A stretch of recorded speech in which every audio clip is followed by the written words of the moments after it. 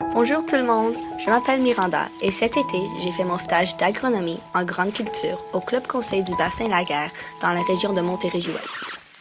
Ce club consiste de 2 agronomes qui offrent des services conseils liés à l'agriculture durable à peu près 30 membres producteurs. J'ai donc assisté à une variété de tâches. En premier, je vais parler du dépistage que j'ai fait. Tout l'été, j'ai installé et effectué les relevés de pièges à insectes pour différents ravageurs. Par exemple, j'ai dépisté les insectes de sol, comme les mouches de semis et les vers de fer. Essentiellement, l'analyse des données de dépistage que je dois inscrire dans des fichiers Excel indiquera si des traitements ou une intervention doivent être effectués.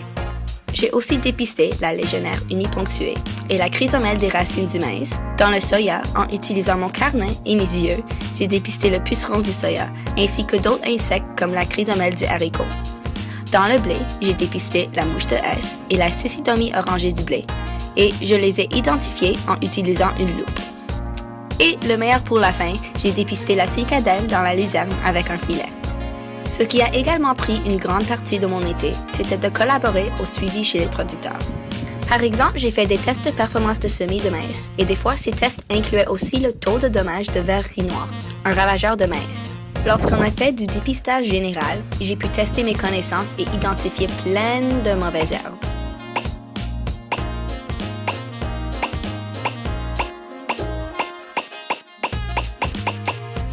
J'ai aussi assisté aux calibrations de semoirs et de pulvérisateurs où j'ai pu appliquer mes connaissances que j'ai requises dans ma classe de pesticides à McGill.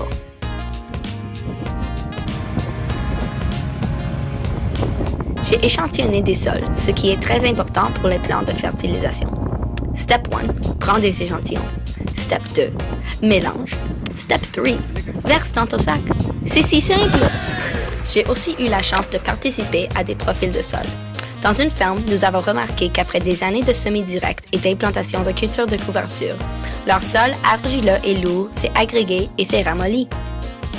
En addition, j'ai pu regarder des présentations que mes 2 superviseurs ont parfois données aux producteurs. Pour mon projet de recherche, le but, c'est d'évaluer le potentiel de différentes espèces intercalaires dans le soya, comme les trèfles, le mélilo et le lotier. Cela consistait de peser des sacs de semences, d'installer les parcelles et finalement de semer les espèces au bon endroit et au bon moment. Ce projet est très important car les cultures intercalaires dans le soya pourraient y avoir beaucoup d'avantages tels que des augmentations de rendement en soya. Mais c'est encore un nouveau domaine de recherche comparé au maïs.